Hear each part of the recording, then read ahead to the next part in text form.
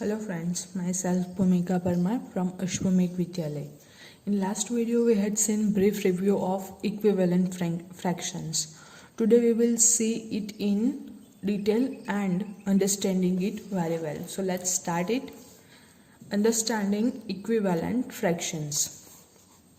तो अगर हम लोग देखें तो 1/2 मैंने आप लोगों को एग्जांपल दिया था ये स्क्वायर का, तो ये जो है वो पूरा अगर हम लोग स्क्वायर ले लें तो उसका आधा हिस्सा जो है वो बताता है। लेकिन हम लोग अगर देखें तो उसको डिफरेंट टाइप से लिखा गया है। यहाँ पे इसको 1/2 से हम लोग लिख सकते हैं क्योंकि 2 इक्वल पार्ट्स किए गए हैं।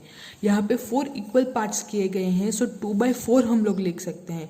लेकिन 2/4 अगर हम लोग लिखें तो जो है वो एक्चुअली में तो आधा हिस्सा ही है स्क्वायर का।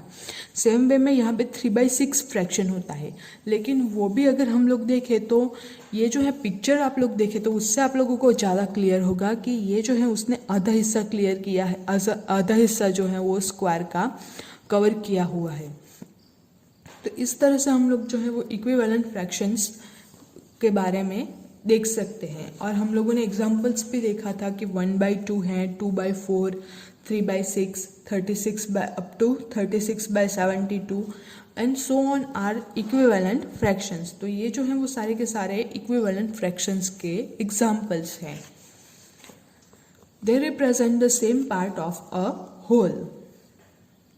अब अगर हम लोग देखें तो इक्विवेलेंट फ्रैक्शन को रिप्रेजेंट करने के लिए जो है सेम पार्ट ऑफ फ्रैक्शन और same part of a whole number, वो कौन सा वाला नंबर दिखाता है, तो वो हम लोग किस तरह से जो है वो इक्विवेलेंट फ्रैक्शन कैलकुलेट कर सकते हैं, उसकी एक मेथड हम लोगों के पास है।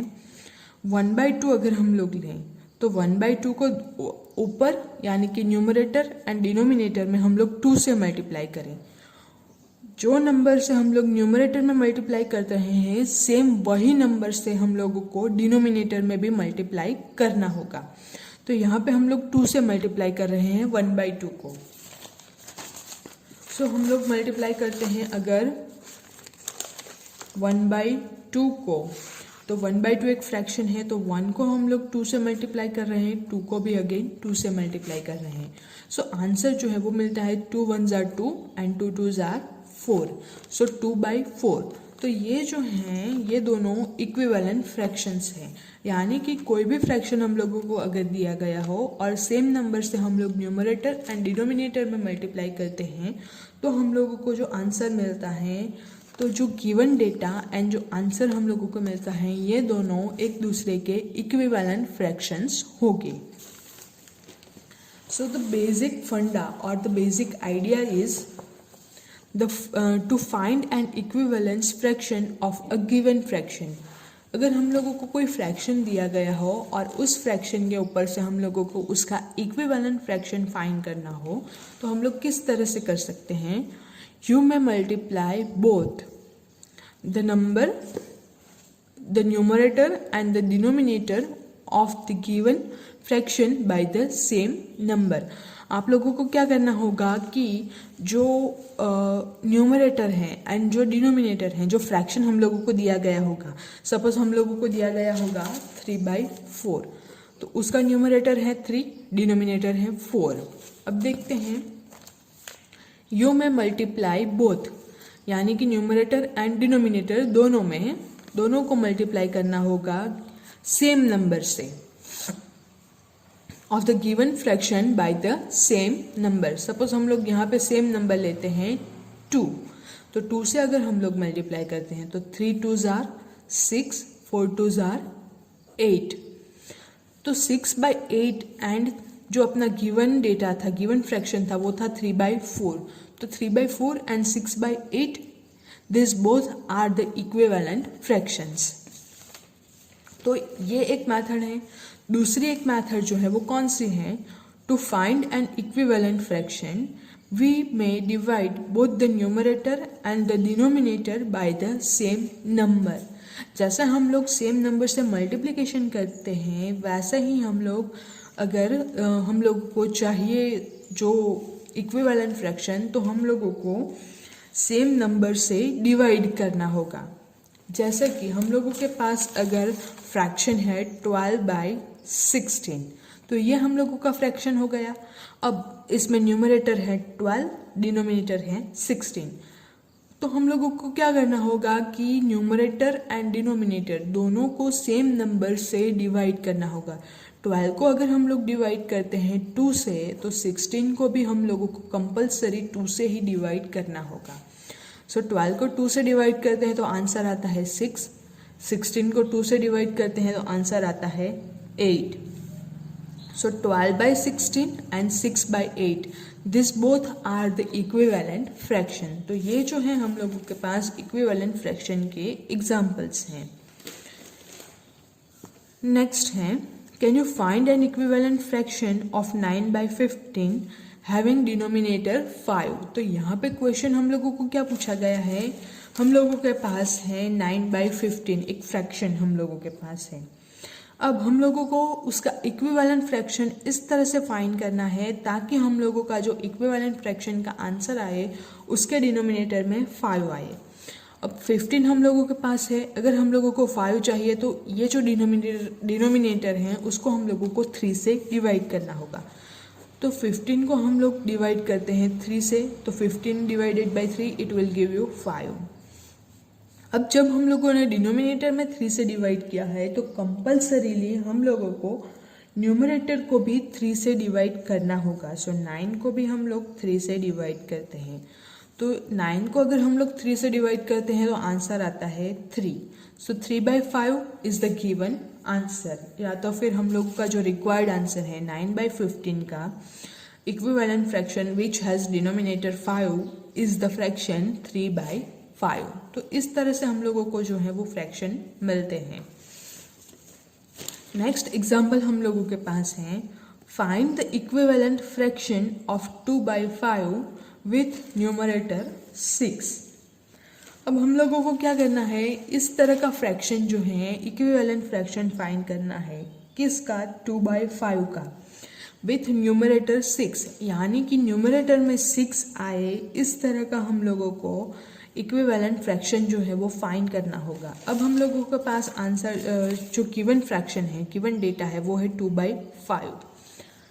न्यूमरेटर में हम लोगों को चाहिए 6, तो न्यूमरेटर में 6 अगर हम लोगों को चाहिए तो हम लोगों को 2 को ऐसे कौन से नंबर से मल्टीप्लाई करना होगा ताकि आंसर जो है वो, तो हम लोगों को न्यूमरेटर जो है वो 6 आना चाहिए। तो 2 को हम लोग ऐसे कौन से नंबर से मल्टीप्लाई करेंगे ताकि हम लोगों को आंसर जो है वो 6 मिलेगा। तो हम लोग जानते हैं 2 1s are 2, 2 2s are 4 and 2 3s are 6। तो 2 को हम लोग 3 से मल्टीप्लाई करते हैं तो हम लोगों को आंसर 6 मिलेगा। सो 2 को हम लोग 3 से मल्टीप्लाई करेंगे। अब जब हम लोगों ने न्यूमरेटर में 3 से मल्टीप्लाई किया है तो कंपल्सरीली हम लोगों को डिनोमिनेटर को भी 3 से ही मल्टीप्लाई करना होगा।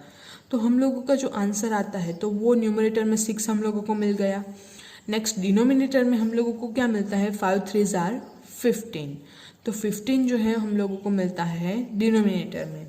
सो द फ्रैक्शन 2/5 का इक्विवेलेंट फ्रैक्शन जिसका न्यूमरेटर जो है वो 6 हो, तो ऐसा कौन सा फ्रैक्शन मिलता है, 6/15। तो इस तरह से हम लोग जो हैं वो इक्विवेलेंट फ्रैक्शन जो है वो फाइंड कर सकते हैं। अब आप लोगों का जो आप लोगों की जो एक्सरसाइज है 7.3, उसमें इस टाइप के क्वेश्चंस आप लोगों के पास हैं। जो क्वेश्चन नंबर 1 है, write the fractions are all the fractions equivalent. तो हम लोग जैसे स्क्वायर में देखा था सेम वे में यहाँ पे सर्कल में है, तो आप लोग उससे अच्छे से जो है वो फाइंड कर सकते हैं।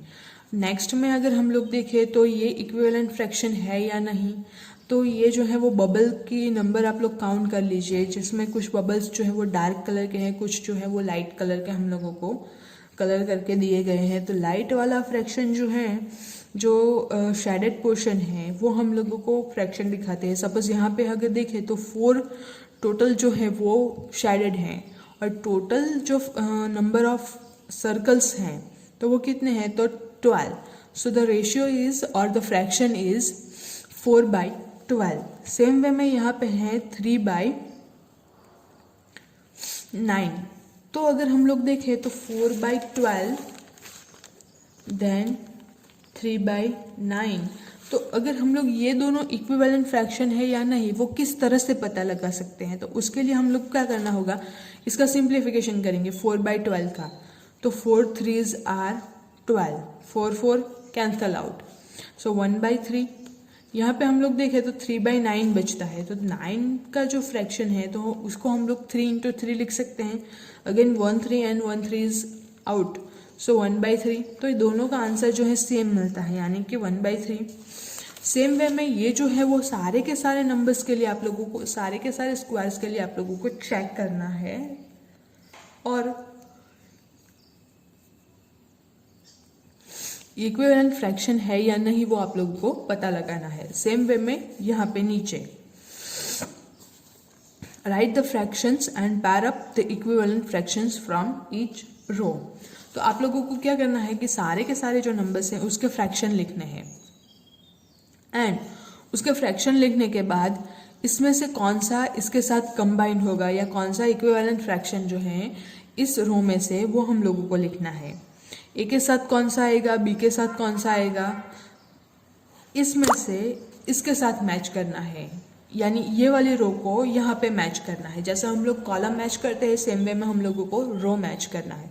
तो आप लोगों को क्या करना होगा, जो पिक्चर दिए गए हैं उसके अकॉर्डिंग सारे के सारे नंबर्स, सारे के सारे पिक्चर्स के अकॉर्डिंग फ्रैक्शन नंबर लिख देने हैं, एंड उसके बाद वो कहाँ पे मैच होता है वो आप लोगों को लिखना है। सपोज ए के साथ 4 मैच होगा या ए के साथ 2 मैच होगा, तो इस तरह से आप लोगों को लिखना है।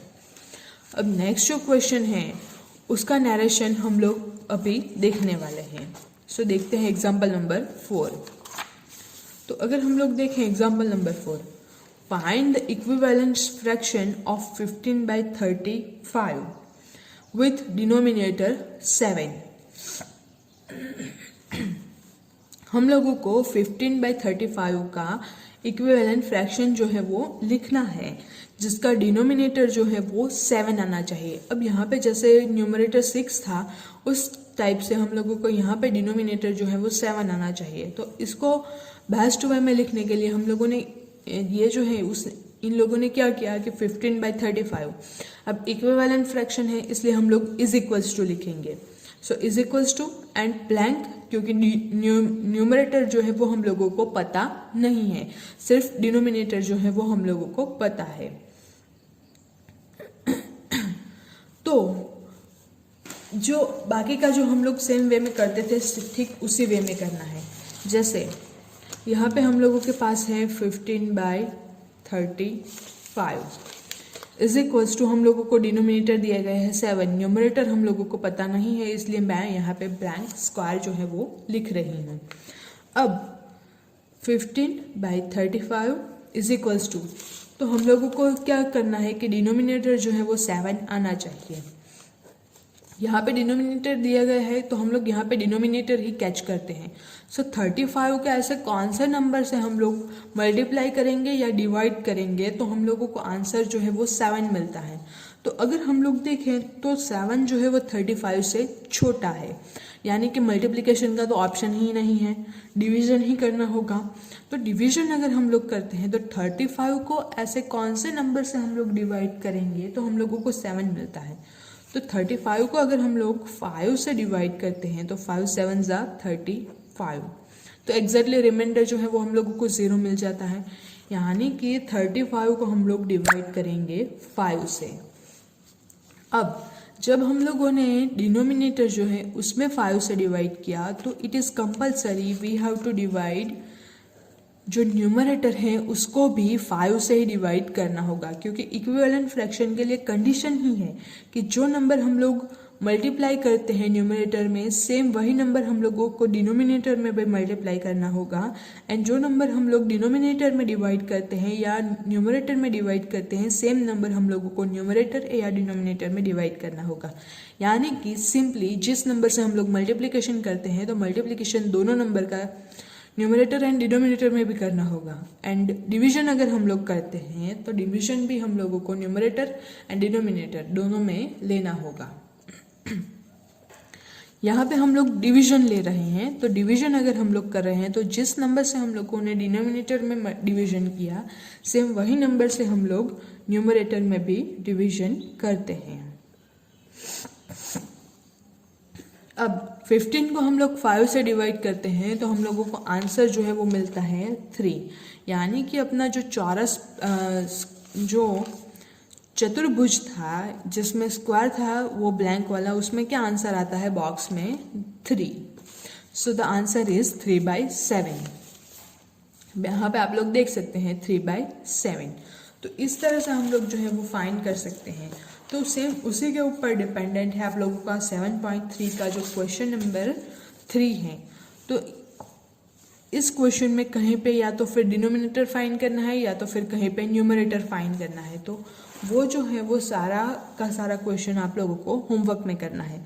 सो एक्सरसाइज 7.3 के question number 1, 2 and 3 you have to do in homework. Next जो टॉपिक है इंटरेस्टिंग फैक्ट अबाउट फ्रैक्शंस, तो वो हम लोग नेक्स्ट वीडियो में देखेंगे। एंड उसके जो सिंपलेस्ट फॉर्म है या उसको सिंपल फॉर्म में किस तरह से हम लोग कन्वर्ट करेंगे वो भी हम लोग नेक्स्ट वीडियो में देखेंगे। Thank you.